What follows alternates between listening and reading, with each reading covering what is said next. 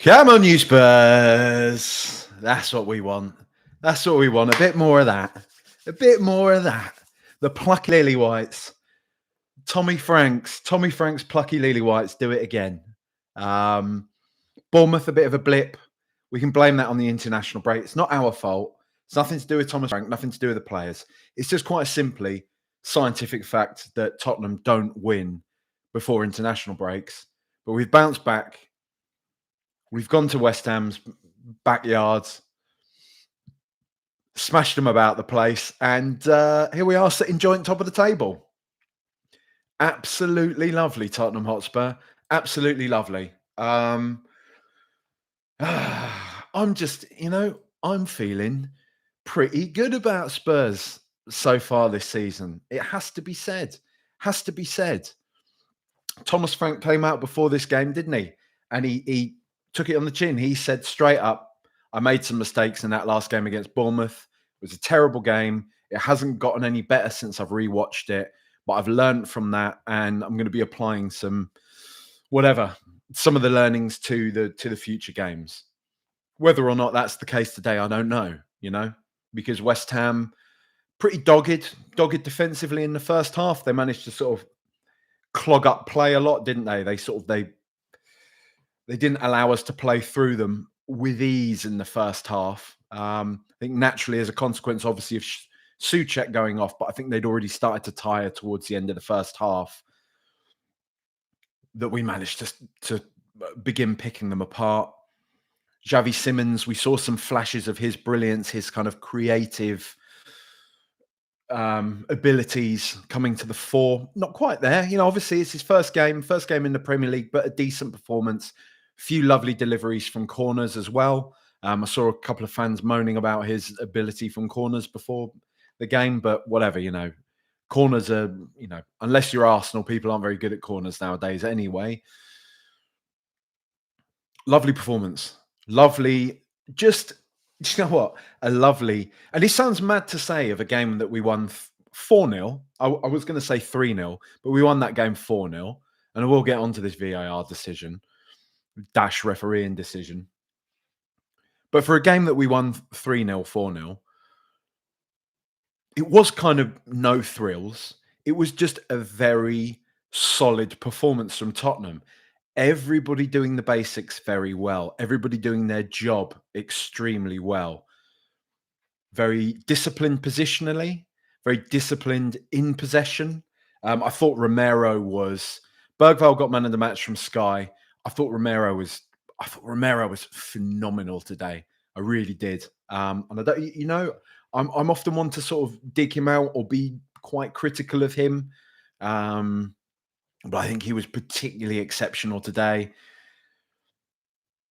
Pape Matar, in the pre-match preview on Patreon, patreon.com/RTRpod, I left Pape Matar out of my starting 11. I had kind of favoured going with Polinia, Bentancur, and Xavi Simons. I had Xavi Simons playing through the middle. But Pape Matar has proven me wrong once again, because just a phenomenal performance. The reason why I cited for starting Bentancur is I felt that his maturity in a game like this might come in handy. I think we sort of criticised Pape Matar in the past for his lack of maturity on the field at times. He's got a lot going for him, hell of a lot going for him. A fantastic player. Anybody that's listened to this pod for any length of time will know how much of a fan of Pape Matar I am. But I think like this season is like a new player in many respects. We're seeing all of the good things that we've seen from Pape Matar in the past. His box-to-box ability, his relentless energy. Like, he does not stop running game after game after game. He doesn't stop. Bags of energy. He's always dropping back, always being there, being brave, making himself an option for the defense to lay the ball off to start transitioning the ball up the field. But he's always outside the box as well. He's always outside the opposition box, that is, ready to sweep up. When we are attacking, he's always there on the outskirts, waiting to break up any breaks from the opposition. waiting to disrupt what it is that they do, or just sweep up any loose balls, keep the play moving. He really does have the funny thing is he really does have a metronomic, if you like, effect on our play. I feel we often reserve those kind of like those terms for players like a Maddison or for a player like Modric. And I think sometimes Pape Matar gets quite unfairly kind of pigeonholed as a runner, someone with an engine. But I think, and maybe that has been more true in the past. But I think what we're definitely starting to see as he gets older, as he grows in confidence. Thomas Frank obviously loves him, I would say. Thomas Frank is clearly a fan of his. Maybe that confidence that he's getting from the gaffer, and just as a natural consequence of getting older, is starting to bear fruit. We're starting to reap the rewards of that, because I just think he's an exceptional player. I mean, a beautiful goal today, lovely header, well taken goal. I just want to see. I've seen a lot of Spurs fans this week reacting to. I want to say, I can't remember if it was ESPN or it was one of the aggregators. One of the aggregators put out a graphic that was saying who's the best young midfielder in the Premier League, and they had sort of Wharton and Belaber and a few other players on this graphic, and loads of Spurs fans were like quote tweeting this, being like, this guy, Pape Matar. And I think it is about time. And I know, like, us as fans, we have this kind of chip on our shoulder. Why isn't anyone ever talking about us? But I do think Pape Matar needs to start coming into conversations more outside, like from not just Spurs fans, basically. That's the point I'm trying to make. The wider footballing community needs to start recognizing what a talent he is, what a player he is. Because I think he's fantastic. I think he's phenomenal. And I'm not. I promise you, I'm doing it a little bit, but I promise you, I'm not doing a like "I told you so" or anything like that.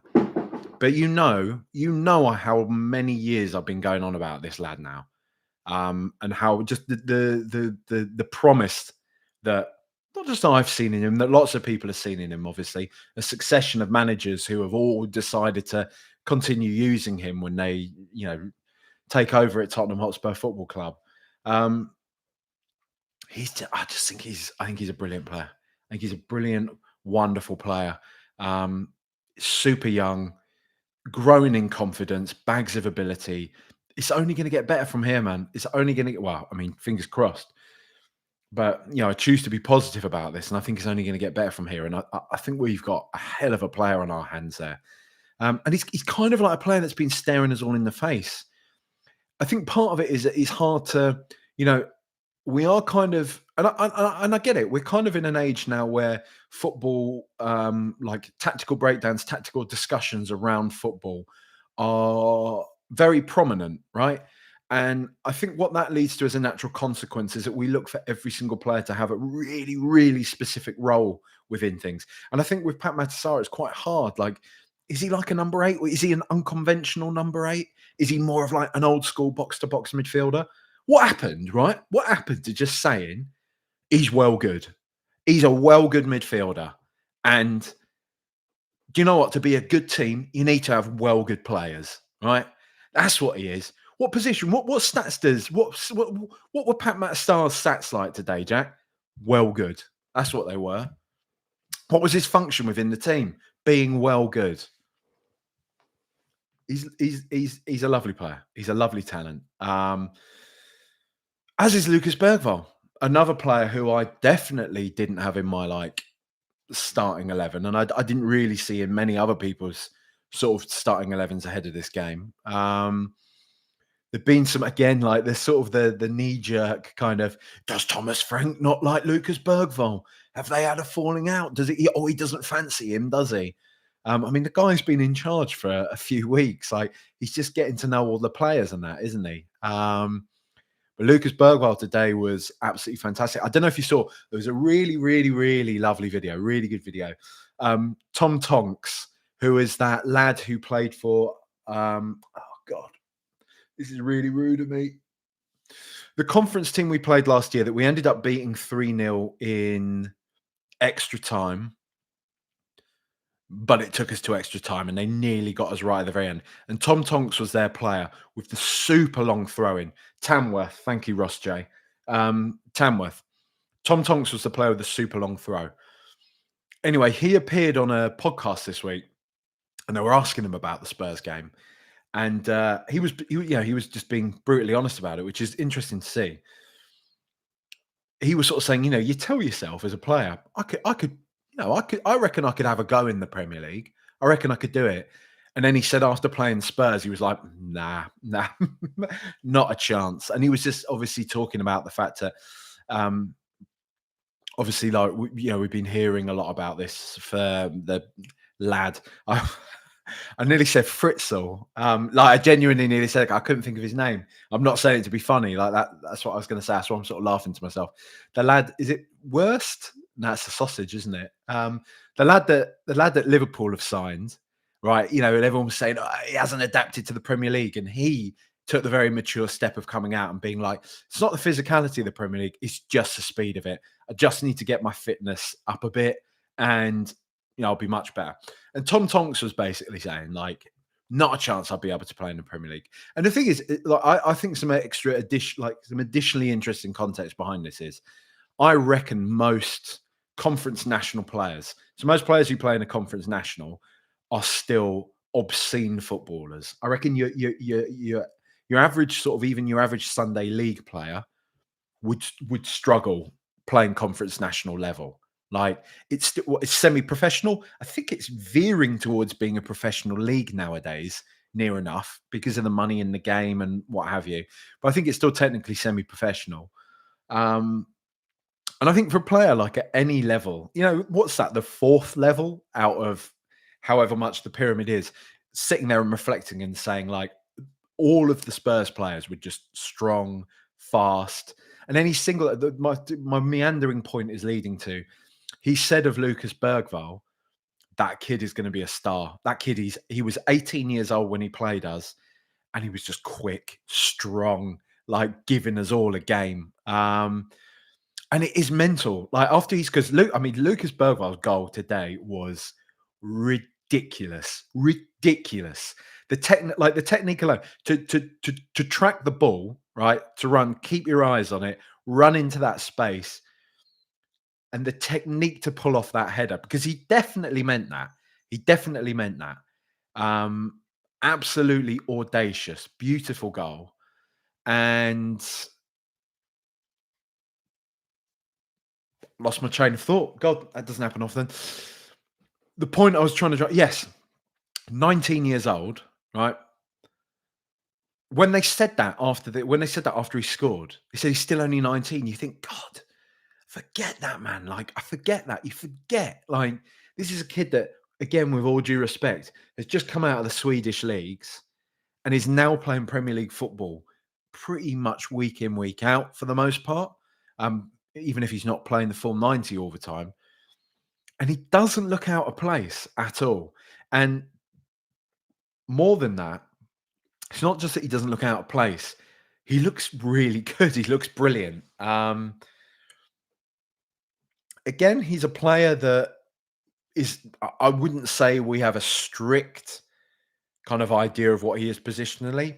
Probably, again, like a number 8, isn't he? But still, he is a player that is versatile. He is a player that brings a lot to every single game that he plays in. He has that spirit. He has that intensity of play. And he just has a lovely, clean, crisp technique to most things that he does. A wonderful, wonderful piece of business. And I know we like to complain about buying these younger players. We want players for now. We want players for today. But it's hard to say that Lucas Bergvall isn't a player for today, right? But I get it. I get it. The point is more, we want more Xavi Simons. And hopefully that is going to be what, and we want more Mohamed Kudus, who was phenomenal today. Wonderful performance from him. Xavi Simons watch, his first game, his debut for Spurs. Very good. I was surprised to see him play out wide. I do like seeing his technique. I do like seeing him cut in. He is clearly very one-footed. And that's, something that in terms of like people flagging his weaknesses before we signed him. People have said he's ridiculously one-footed, but what he does with that foot is magic. And that seems to be, we got hints of that today. Composed, he didn't look like the occasion was above him. Going away to West Ham, a club that they're not in the best sort of state at the moment, really, but they usually always turn up against us.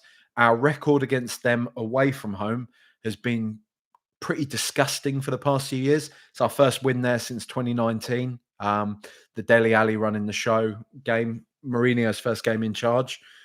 So we haven't had the best of luck there for the past few years. But Xavi Simons didn't let the occasion get to him. Looked like he was somebody that was already carrying the sort of expectations that had been placed upon him, and was getting stuck in, getting in the mix. I'm not going to sit here and say it was like, a phenomenal performance, but that's not a criticism. That's just merely saying that this is a player who is playing his first game away in a derby in the Premier League, blah, blah, blah, blah, right? He's got something. But what we did see, we saw some lovely flashes.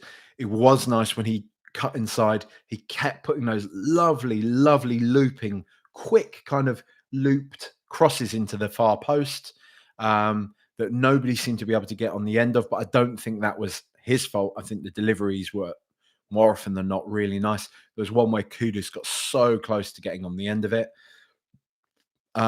He took on his man a few times. He had a couple of nice little like interplays with Jed Spence down that left-hand side. There's a lot of promise there. Really, really looking forward to seeing more from him, quite obviously. It was quite a shame to see that, for Cullen Mwani not to get a run out today. But as Frank has said, he's not played since the Club World Cup. He needs to get up to speed. He needs to kind of find his fitness again. So that's fine. All in all, though, just a lovely, lovely performance. Good to put the Bournemouth game behind us. I do think we can pick away at that game as much as we want to. Did we get ahead of ourselves because of the City game? Did this happen? Did that happen? Did we get it wrong tactically? Did we get it wrong in terms of like personnel? But I think like the main thing I sort of took away from that game is that Bournemouth are not the team that they once were. Bournemouth are they're a good team. They've got a very rich owner.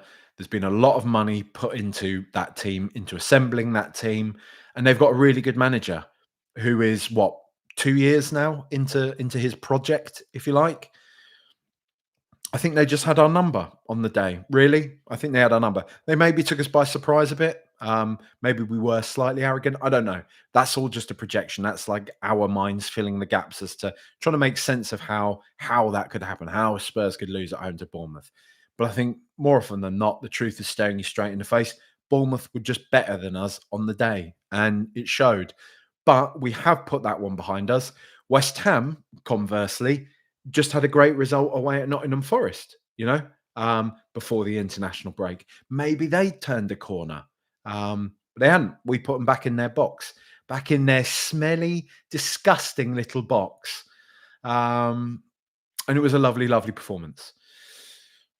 Jack Underhill says, first comment, which the kids tell me means I'm cool. Thought the back line were barely challenged. Lucas and Polinia were brilliant. Agree. Bergvall, our best midfielder for me. Good win from Ben Mathis. Jack Underhill also said Simmons had some bright sparks. Brilliant corner for Sarr's goal. Benedict Fox has said a lot to like right now, but hang on, Benedict, where's this going? Having pride in young players that are becoming the core of the team is the best. Yes! Yes, Benedict, you saved it, mate. You had me in the first half, but then, you saw it through. There was me thinking that butt was coming along to do a big, horrible dump all over this joyous little bubble that we've got here, mate. But it wasn't. You didn't do that. He went on to say, really feels like we're on the right track and in love with Sarr and Bergvall. Yes, mate. Hacker BLCPS says, West Ham ran out of gas too early. Agreed. Usually they get a second win for a strong finish. The red card took that wind out of them. And it was like a double red card. That it was disgusting challenge. Stupid, silly from a experienced kind of senior member of their squad like that.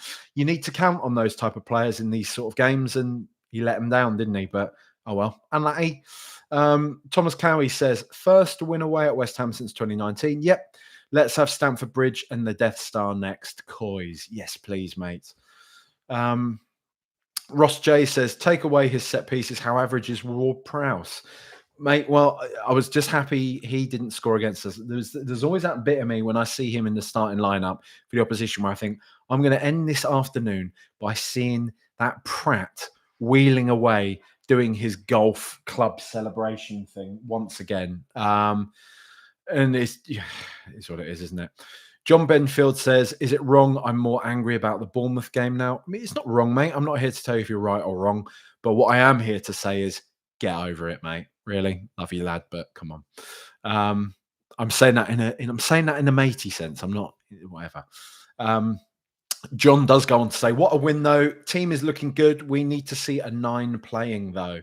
Weren't happy with Mathis Tell, were you, mate? Let's have a look. We'll talk about that in a second. Ross J says, I think Pelini needs some props. I will get to that, mate. Ben Matthews also says, hello, mate. 1 clean sheet shy from matching last season's Premier League. I mean, that is ridiculous, isn't it? Nice to look competent defensively. Dominic Manto says, bit of justice today after the shocking call with Romero's goal in the first half. Agreed. Fantastic second half, super control with all the players understanding their roles. That VAR decision, VAR-on-field decision, just ridiculous. In the heat of the moment, right, if the referee sees something that resembles a push, fine, if he knows it's going to VAR. But for the VAR, and I know they've got this back the referee policy now, but that was just an inherently incorrect decision that was made there. Like Sky... we heard Alan Smith go, oh, I think Van der Ven is he's the culprit there.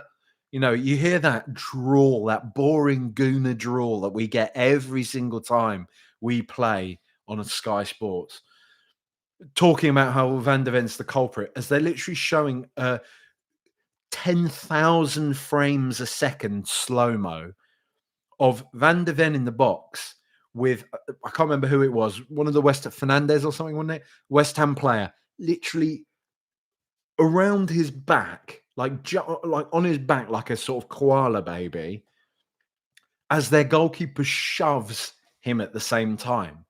And it just so happens that he obviously loses his momentum and goes into Kyle Walker-Peters, which results in a perfectly legitimate goal getting ruled out. And again, we ask the question, what's the point of VAR? There we go. Deuces Wild says, congrats to Thomas Frank on matching Ange Postecoglou's win total against Arsenal, Chelsea and West Ham in the Premier League. Wow. Kudus did well to get through that game. Seen it before. Ex-players react badly, so fair play to him from Ross J. London Easter says, glad the 4th didn't go in as it keeps Potter in the job. And Juan Hodges says, a London derby with no jeopardy. Unprecedented. Never in doubt. About time we won at that dump. Brett Nurse, so comfortable. How lovely. Alan Leslie, hello, mate, says, enjoyed that tonight. Potential is unlimited. Bergvall was fantastic. Highlight was an argument with a drunk Celtic supporter about Ange. Quality night altogether. HS says, FML, Lee Dixon on NBC and Alan Smith on Sky. At least Lee thought it wasn't a foul. Lovely, lovely, lovely. Let's do the players. I've got a mate's 40th birthday to get to. See what I do for you? See what I do for you? I'm here missing one of my oldest friends' 40th birthdays. So I'm here to deliver the adoring listeners with their serve you up your slop, my audio slop. But here we are with the players. Giuliano Vicario didn't have anything to do, did he? I think he made a couple of decent saves. fine. Good performance. Well done, lad. I saw some graphic doing the rounds that was basically saying he's made the most saves to shots faced in the Premier League this season or something. So put some respect on his name and all that type of thing. Pedro Porro, fine. I don't think it was a mammoth performance from him today, actually, to be fair. But it was good as ever. He's just a good player, isn't he? Wasn't tested defensively, really, and did what he had to do going forwards. Christian Romero, if I'm being honest, probably my man of the match. I think he was just a titan today. There were several times when he just coolly dealt with any sort of hint of a threat around the box. I think he is stepping up into this role as captain in a way that we would have hoped for. Um, he is probably still on paper our biggest player, if you like, player with the biggest profile. And he is the club captain, World Cup winner. So we're going to need more of that. We're going to need more of that energy. We need him leading from the front or from the back in that fashion. So well done, Hefe. Van de Ven, good performance. Very good. Wasn't really tested. Lovely finish for the goal again. Really nice finish, actually.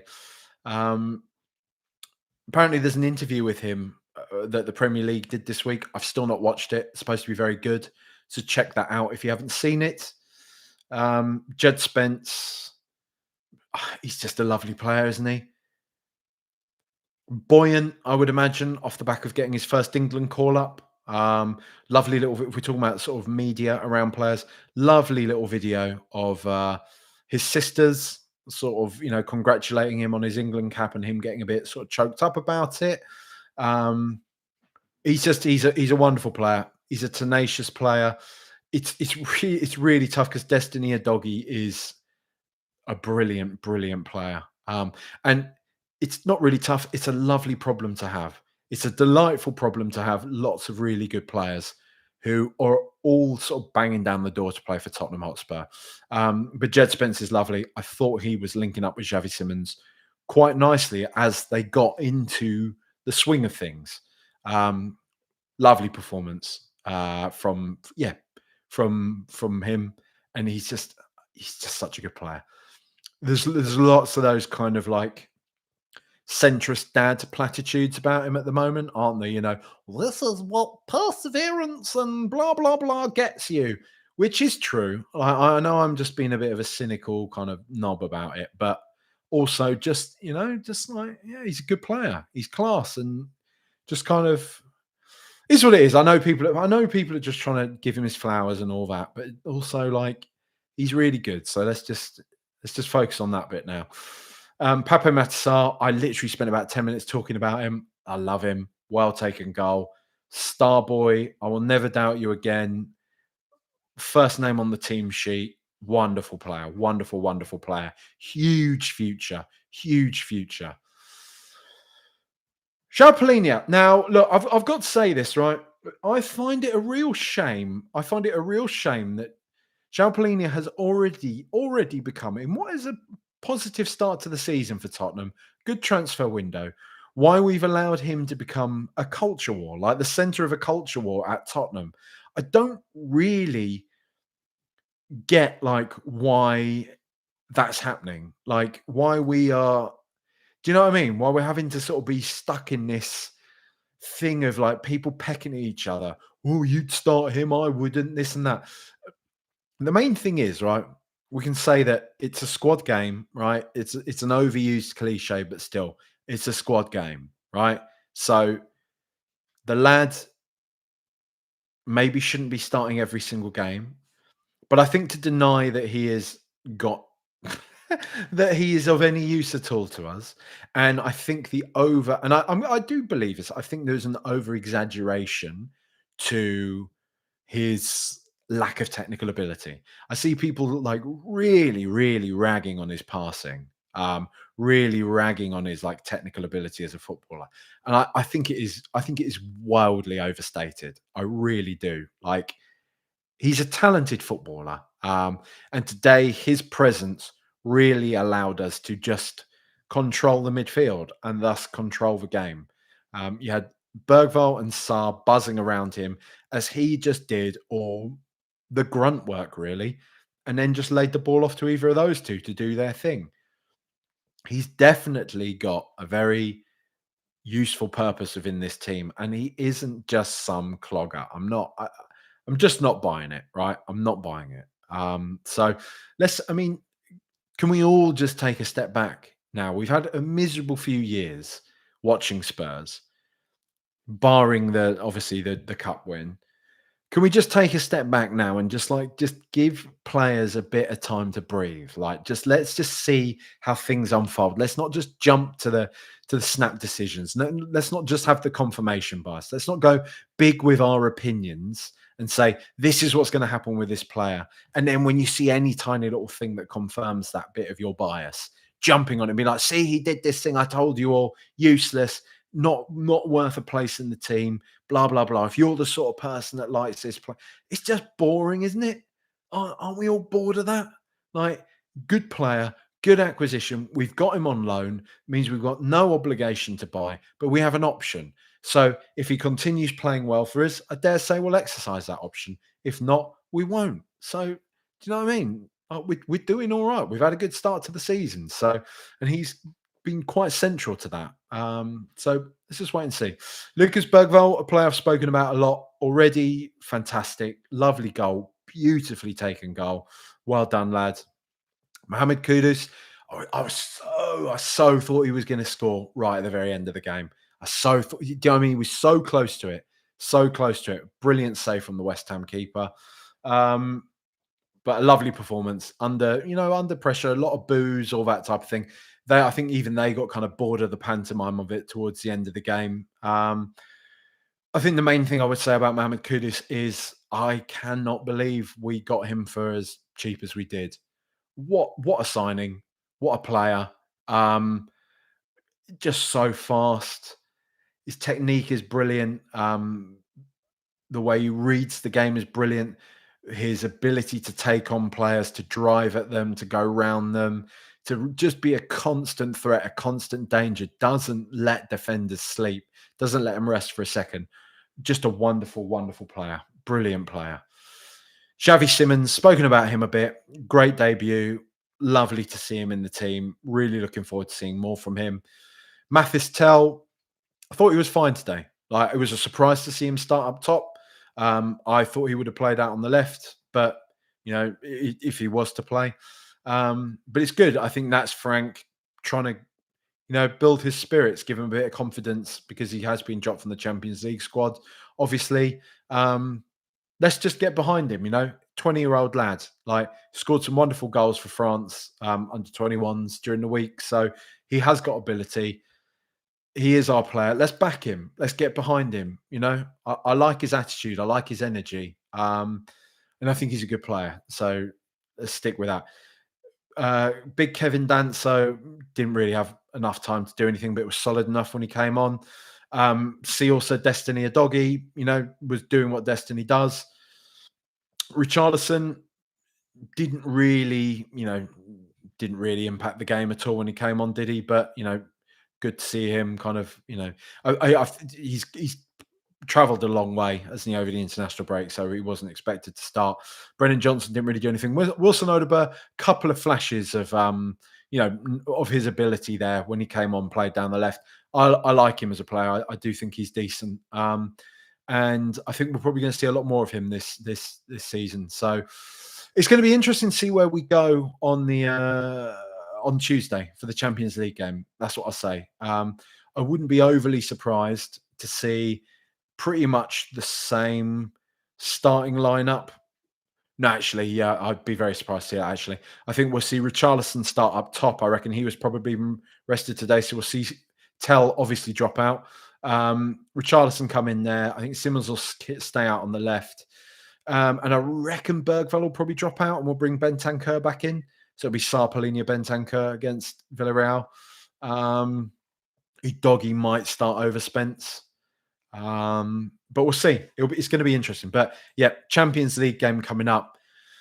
Exciting to be back in the competition. I'm going to ask you now at this point, if you do listen to the podcast on Spotify, please just give it a rating. Give it a 5-star, obviously, but give it a rating. It takes seconds to do, and it helps more people discover the pod. If you enjoy the pod, if you listen to it a lot, then maybe other people will too. So please, do drop it a rating on there. If you are watching right now on YouTube, there's a lot more of you watching than there are likes. So drop it a like as well, please. I appreciate it. If you want to hear more of this waffle, I do have a Patreon, patreon.com/RTR pod. On there are 2 tiers. There's the Inner Sanctum, where you can find extra pods and random little bits and pieces, videos and stuff like that, as and when I do them or I find them in the archive. And just the supporter tier, which I think is $150 a month, which means you get ad-free podcasts. So if that sounds like a bit of you, get involved. Patreon.com/RTR pods. Thank you again for tuning in. There will be another pod coming Monday before Tuesday's match. I'll speak to you after the game. Enjoy the rest of your weekend. That's what we can do now. Enjoy your Saturday nights. Have a lovely Sunday. Go out for a walk, have a roast, do all the things that you do on a Sunday. Autumn is here. Get the coats out the cupboards. Lovely. Do it. Live it up. Up the Spurs. Do one West Ham. You stink. Come on, Tottenham.